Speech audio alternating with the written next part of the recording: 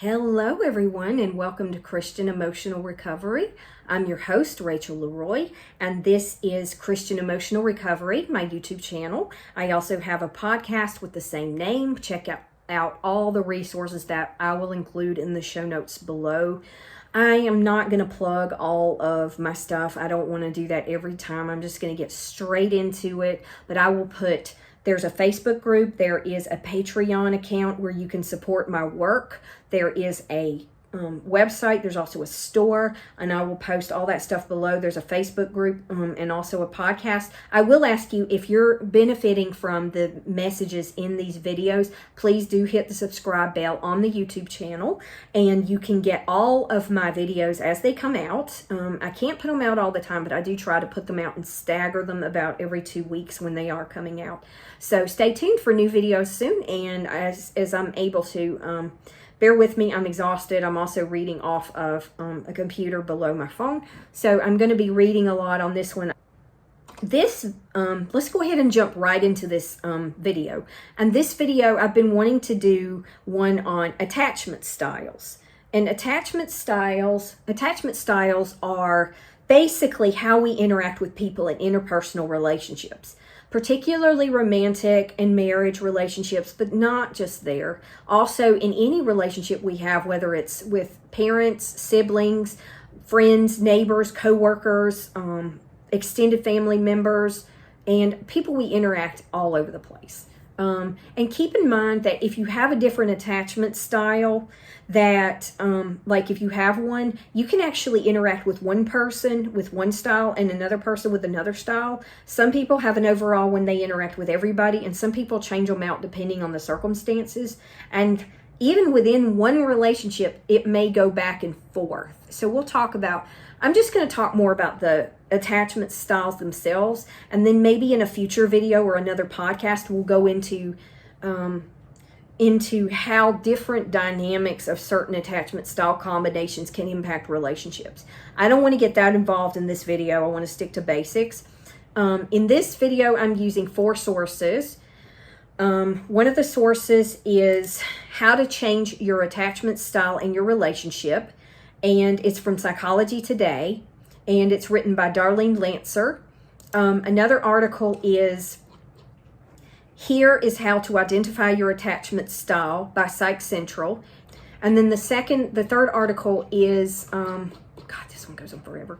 The third one is Very Well Mind. I use some of these different sources a lot. I use Psychology Today, Psych Central, and Very Well Mind quite often. I love their work. This one is The Different Types of Attachment Styles, and it's by Kendra Cherry. I've used a lot of her work, and it's reviewed by David Sussman. And the fourth article, you might hear rain in the background. I've had all kinds of noises while I've been recording today. My neighbors won't stop coming back and forth, but bear with me. It's the rain now, so you may hear it pitter-pattering. Attachment styles and their roles in relationships is the fourth article, and that's from the Attachment Project. So these are also resources where you can educate yourself more about attachment styles and how do they affect you. Everything that I do, I don't just want to throw random academic stuff at you. I'm an academic, I'm a nerd. I love learning, I love teaching. So I remember to try to keep the podcast relevant to you. And so attachment styles are relevant to you, and we'll talk about how. And what is attachment style? How does it impact how you interact with other people? How does it affect relationships? How do we get our attachment styles? What are 4 attachment styles? There are 4, and how do they function? And we'll talk about each one in a little bit of detail, just a little. And then we'll talk about a few subpoints to consider with attachment styles, things to keep in mind, and how to move towards a more secure attachment style in the process. In other words, I always like to provide some kind of like solution or a resource or exercise or something. If there's a problem in the whatever we're talking about, I like to present some kind of solution. Okay, so we'll talk about all that in the video today. So first, let's talk about what is attachment style and how does it affect relationships. So I'm going to read from What is Attachment and Characteristics of Attachment from the Very Well Mind article. And I'm just going to go straight into the article and read it a little bit and give you a little context on it. Why is attachment important? Why do I want to know about this? Why is this relevant for me? All relevant questions, and so we'll just dive right into it and we'll get into that. Attachment is a special emotional relationship that involves an exchange of comfort, care, and pleasure. The roots of research on attachment began with Freud's theories about love, but another researcher is usually credited as the father of attachment theory. So this stuff is based in research. I'm not just making this stuff up. It's been around for decades, so there's a lot of research that supports it. And basically, attachment style, everybody has one, no matter who you are. And so it affects how you interact in your relationships with other people, all your relationships. Most of these like to talk about marriage and relationships like that, but it's all your relationships. It's not just that. But it says here, John Bowlby, the father of attachment theory, devoted extensive research to the concept of attachment, describing it as, quote, lasting psychological connectedness between human beings. Bowlby shared the psychoanalytical view that early experiences in childhood are important for influencing development and behavior later in life. Our early attachment styles are established in childhood through the infant caregiver relationship. That's why I talk so much about childhood emotional abuse, childhood emotional neglect, narcissistic abuse in the caregiver-child relationship. And that's why I'm talking about attachment styles, because it's one major component of that, and that's how it affects you. And if you've been through trauma, even if you had a good, healthy, secure attachment style as a child, it can get severed and changed in adulthood if you experience certain traumas or abusive relationships. Okay, so that's something to think about. It says, in addition to this, Bowlby believed that attachment had an evolutionary component. It aids in survival. Quote, the propensity to make strong emotional bonds to particular individuals is a basic component of human nature, he explained.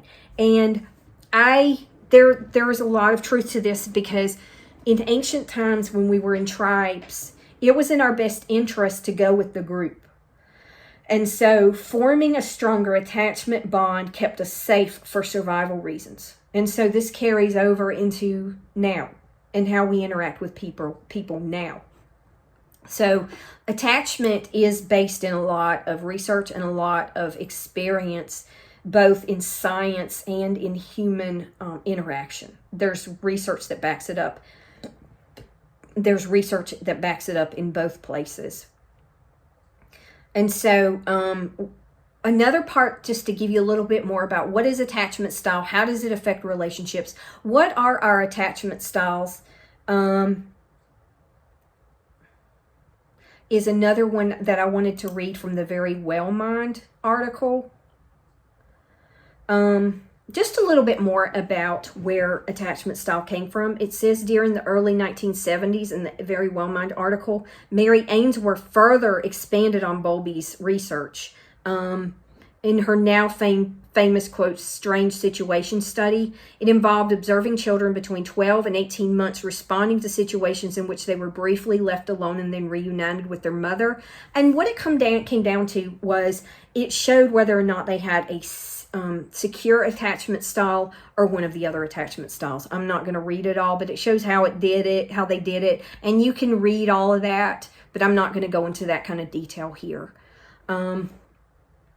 So I'm sorry if my camera's shaking a little bit. I had to put my phone on my laptop. I'm trying to experiment with a new camera angle, but my laptop is floppy, so I'm sorry about that. Bear with me. Making videos is harder than you might think. But so a little bit more about attachment styles. How do they affect our relationships? So I'm going to read something about how attachment styles affect our relationship in the Attachment Project article. How do they affect our relationship? So here it says, it's human nature to seek contact in relationships, to seek love, support, and comfort in others, says the Attachment Project. In fact, according to social psychologist Roy Baumeister, the need to belong is one of the main forces that drives individuals, and that is true. From an evolutionary perspective, cultivating strong relationships and maintaining them has both survival and reproductive advantages. After all, most of us do need to belong, quote, and want closeness and intimacy in our lives. Yet love and relationships are rarely as perfect and problem-free as we would like them to be. Of course, we know that too. So, attachment styles. That was a little bit about what is attachment styles, how does it affect our relationships. So what are the 4 attachment styles and how do they function? Let's go ahead and read through the 4 attachment styles, and we'll read that from the Psych Central article because it really breaks them down. It really breaks them down in a very helpful way. So let's talk about the 4 attachment styles. And keep in mind that there's 1 secure one and 3 insecure ones. And that's not to judge anybody. Nobody can help their attachment style. Nobody can control how their parents interacted with them when they were children or how their caretakers interacted with them. But children that were held, children that were picked up when they were young babies, children that did the skin-to-skin thing, children that were nurtured, children in calm, loving environments have a secure attachment style, and children that weren't have these different avoidant attachment styles, and it's not their fault. Nobody can take credit for having a secure attachment style. I know people that like to think they're better than other people because they're secure and they're healthy, and there's nothing wrong with that. I'm happy for them, but they'll literally look down their nose at other people who struggle in this area, even if they don't do it directly, and that's not right. You know, it's sad that people do that, but we live in a society where we judge people based on these things, unfortunately. So the 4 attachment styles are secure, avoidant also known as dismissive or anxious avoidant, anxious also known as preoccupied or anxious ambivalent, disorganized also known as fearful avoidant. So it's kind of confusing. You've got secure, avoidant, anxious, and disorganized. Let's stick with the basic terms so it doesn't get complicated. So avoidant, anxious, and disorganized are considered insecure attachments. If a child can consistently rely on their parents to fulfill their needs growing up, this is in Psych Central, they're likely to develop a secure attachment style. They'll see relationships as a safe space where they can express their emotions freely. On the other hand, insecure attachment styles develop if a child has had a strained bond with their caregivers, which is on their caregiver, not the child. The child can't know or do any better than what they're taught. This happens when the child learns that they may not be able to rely on others to fulfill basic needs and comfort. So what happens is a child cries for help. They need their diaper changed. They need to be helped. They're hungry. They're thirsty, whatever. And nobody comes for them. They just sit there and cry. And it reinforces that belief that nobody is going to come. And so they create, it embeds itself in the unconscious and creates a pattern. And that's how people are wired. And it sucks. And it's not fair if you don't have a secure attachment style. And it has nothing to do with you. It's not your fault. That's not to blame caregivers. Caregivers are sometimes selfish. But in some cases, maybe they're busy. Maybe they have mental illness. I'm not making excuses, but there's any number of reasons why this can happen. It can even happen during times of upheaval in somebody's life or in society. I mean, if somebody had a baby right at the beginning of the Holocaust and they're trying to hide their child to survive, you see how that might create an insecure attachment style. If you want to know more about this, I would check out the work of Dr. Gabor Mate. He is amazing, and he was actually born during the Holocaust. He's a Jewish man. His name is Gabor, Gabor Mate, and he has books. He's got free YouTube videos. Check out his work. He's awesome. I love him. But he talks a lot about how attachment styles and trauma early in life can wire people for addiction and can wire people for unhealthy responses. And he talks about how you can rewire yourself in that way. So check out Gabor Mate. I will put him in the show notes. Not a particular resource, but I'll link some stuff below with him. So if a child has that insecure attachment, it's not their fault, but it can be rewired. And that's what we're talking about here. It's not just interacting with others. It's security within yourself that can't be outside circumstances don't change it. And that's what security in Christ. And there's a lot of biblical stuff that talks about being stable regardless of your circumstances, like that whole thing about I know what it is to be in need. I know what it is to have plenty. I've learned the secret of being content. I would argue you could say stable too in any and every situation, whether well-fed or hungry, whether living in plenty or in want. Christ is our anchor. I can do anything through Christ who gives me strength. And that stays the same yesterday, today, and tomorrow. And as we learn to heal trauma, we can find that stability more and more. But we don't condemn ourselves if we can't do it right away, because we're not wired for it if our attachment style is not secure. But we can rewire that. So, what are the 3 attachment styles? A secure attachment style, Psych Central says, is defined by an ability to build healthy, long-lasting relationships, says Peoples, one of the experts.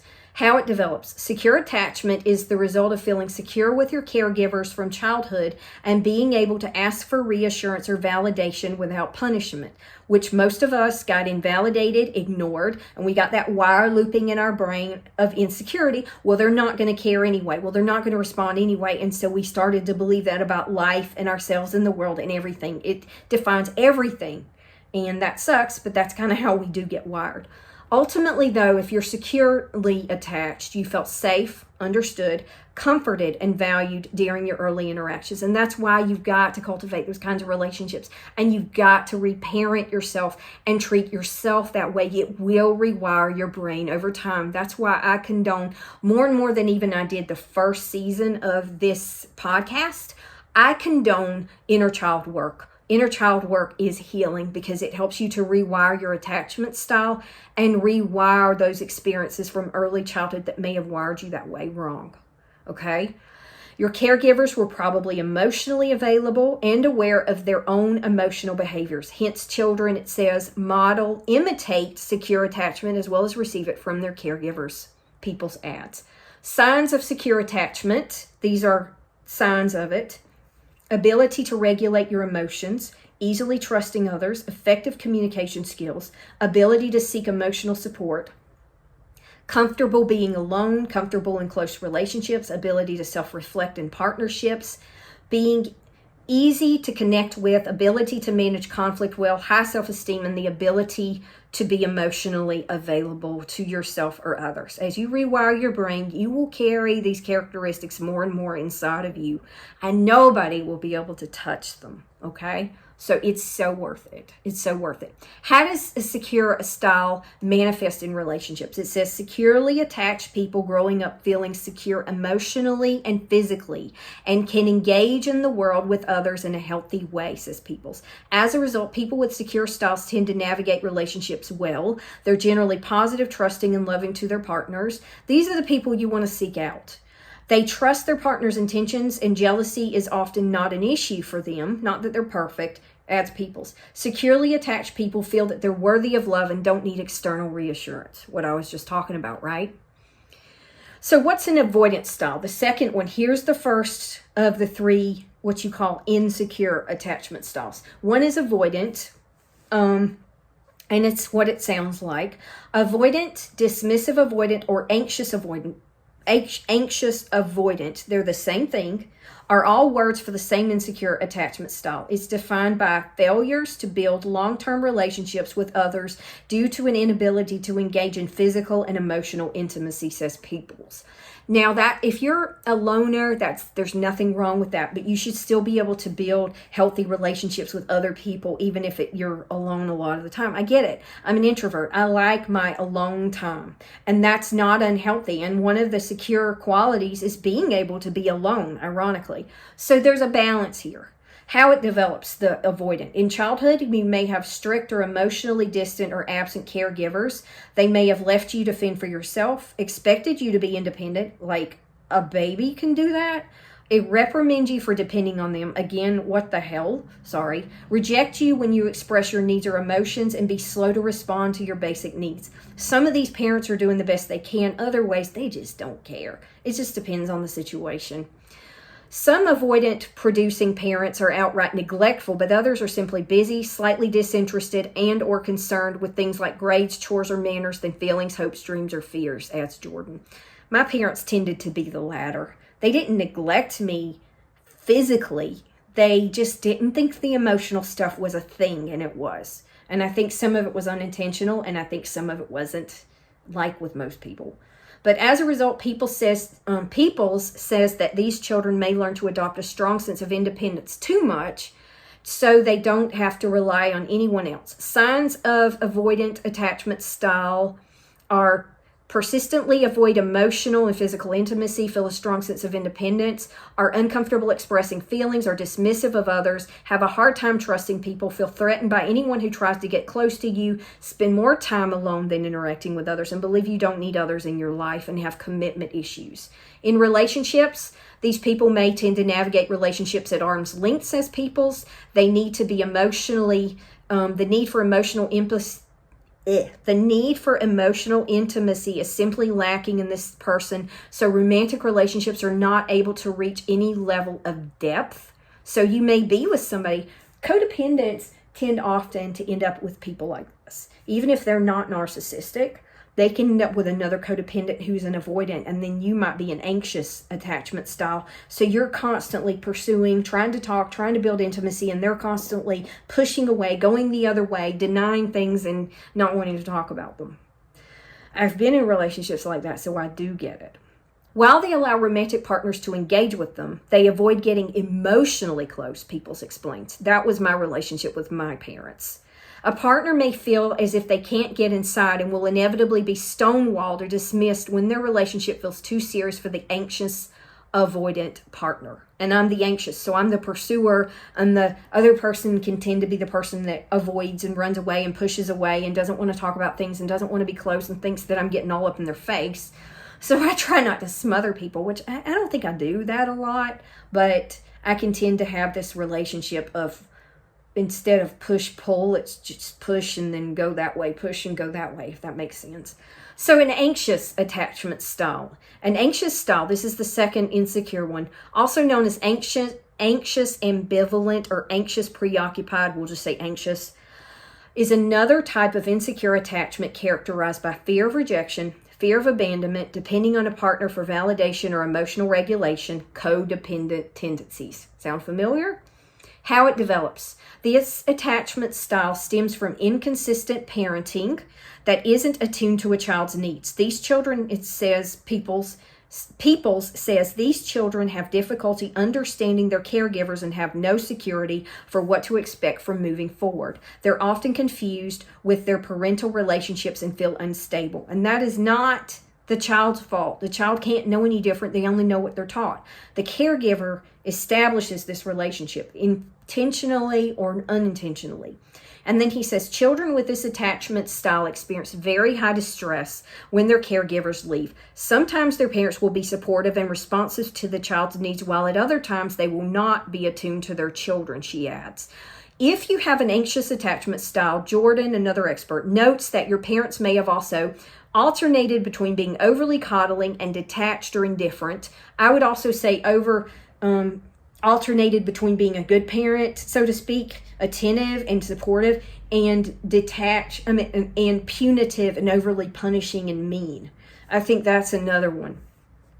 Been easily overwhelmed, been sometimes attentive and then push you away, made you responsible for how they felt. It says, therefore, children often grow up thinking they're supposed to take care of other people's feelings and often become codependent. That's where it starts. Signs you may have anxious attachment style include, it doesn't mean you have all of them, but clingy tendencies, high sensitivity to criticism, real or perceived, needing approval of others, jealous tendencies. These are a lot of the codependent traits. Difficulty being alone. And I alternate between wanting to be alone and not wanting people around. And when I'm like really triggered by something, I need somebody right there. And I can't do that on my own. And I'm trying to work on that. But that's one where I get really needing somebody around only then. So it can depend on the situation. Low self-esteem, feeling unworthy of love, intense fear of rejection, significant fear of abandonment, and difficulty trusting others. How it manifests in relationships.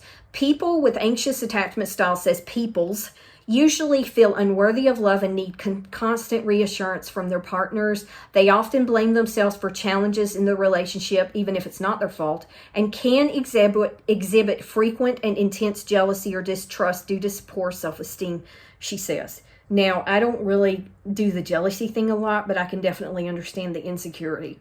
Ultimately, there's a deep-rooted fear of being abandoned, rejected, or alone, and those fears typically express themselves in these ways. The last insecure attachment style, the third one, is a disorganized attachment style. And that one tends to be a combination where somebody kind of doesn't have a exact pattern and it goes all over the place.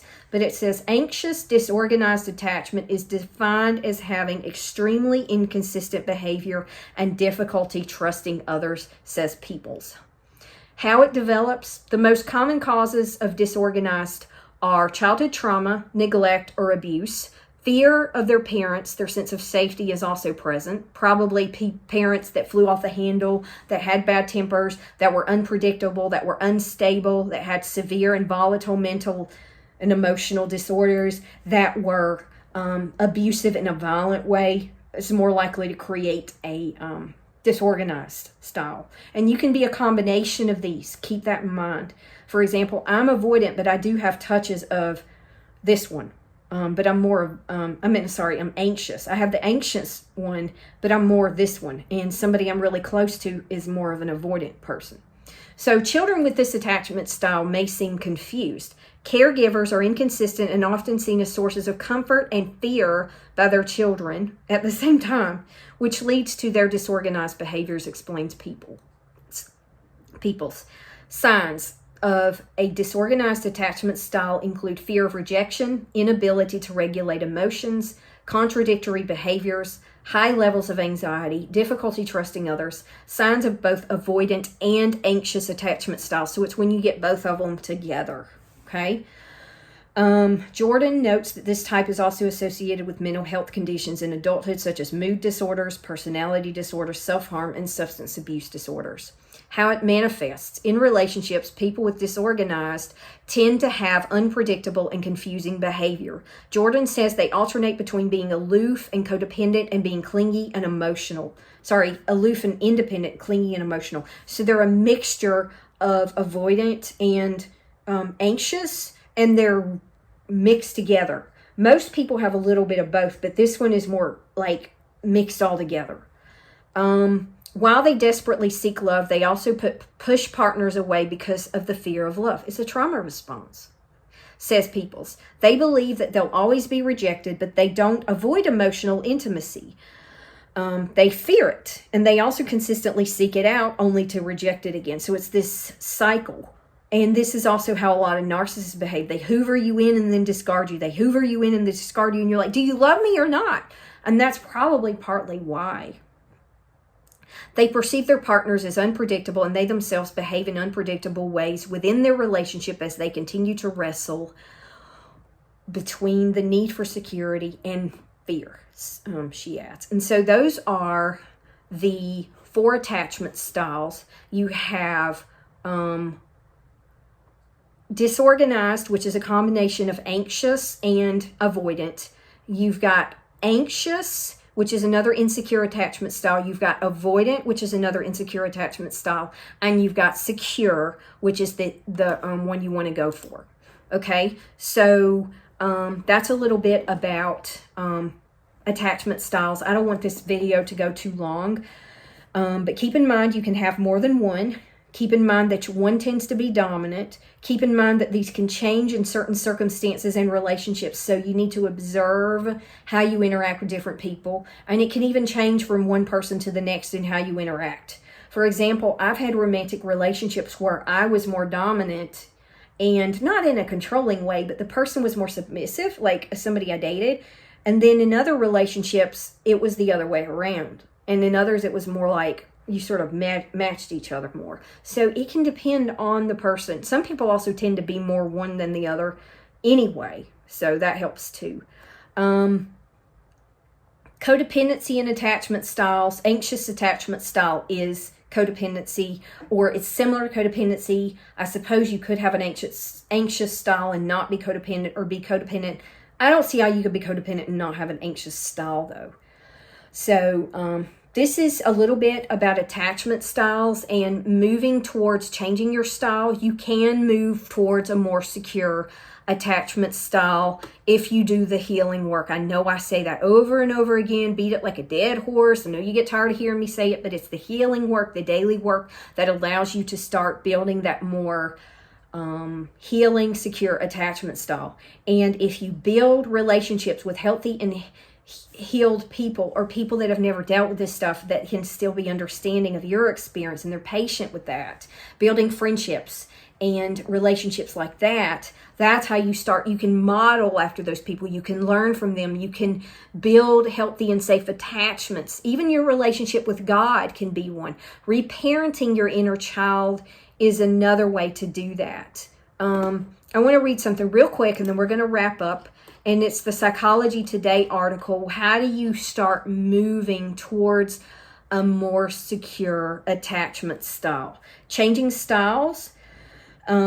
It says, although most people don't change their attachment style, you can alter yours to be more or less secure depending upon your experiences and conscious effort. To change your style to a more secure, seek therapy as well as relationships with others who are capable of secure attachment. If you have an anxious style, you will feel more stable in a committed relationship with someone who has a secure style. This helps you become more secure. Changing your attachment style and healing from codependency go hand in hand.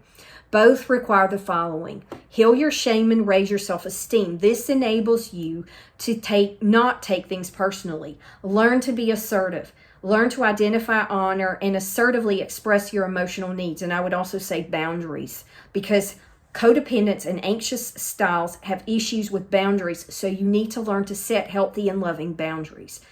Risk being authentic and direct. Don't play games or try to manipulate your partner's interest. If you need something, just say it.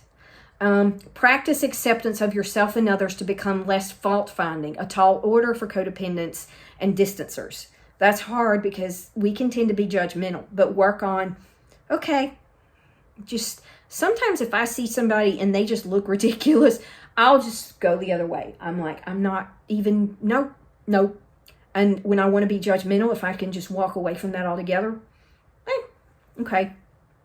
Practice acceptance of yourself and others. Stop reacting. Easier said than done. But like I've said before, that trigger and then your reaction, that space in between is where the power lies. The more you can make that space larger and choose to respond instead of reacting, over time, as you do the ACORN strategy, as you do the healing work, you'll start to cool down your nervous system and you'll start to choose to respond automatically instead of reacting. It can take years, but it can happen and it is worth it. Learn to self-soothe, all of which is hard to do on your own. That's when I'm working on when I'm really triggered. Not to reach out to somebody. That's not shame. There's no shame in reaching out for support. If you need support, get it. But learning to be able to do some of this on your own means that you're not dependent on other people, so that you're not okay if nobody's available. Listen to a YouTube exercise and read tips on self-nurturing. It could be just reaching out for a resource. You're still doing it on your own. Pray. Ask God. Sometimes just talking to God about it makes you feel better. It's amazing what that can do. Learn to resolve conflict is the last one, and compromise from a we perspective. Okay? So those are some things you can do to work on, but it's the healing work, it's the inner child work, it's doing ACORN technique and things like it. You don't have to use mine. Find a system that works for you. I don't care. As long as it works, good for you. So that's a little bit about attachment styles, what attachment styles are, how they impact your relationships, where trauma and childhood trauma in particular play a role, childhood emotional neglect plays a role, how that feeds into what your attachment styles are, what the attachment styles are, and how you can work towards a more secure one. Okay, so I hope this has been helpful. I hope that you've learned more about yourself by writing about this, reading about this, seeing how these different interactions with other people plays a role in your development, how your development plays a role in that, can help give you insights and help you to be able to know how to target your healing too. Seek out secure and loving and kind people. Seek out healing your relationship with God and making that a secure attachment. That can be the foundation for all your other relationships.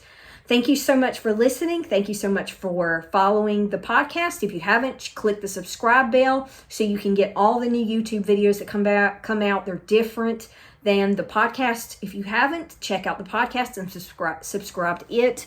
Check out Christian Emotional Recovery, the Facebook group, and the webpage. And I thank you so much for listening and have a great day. God bless you, and thank you so much for listening.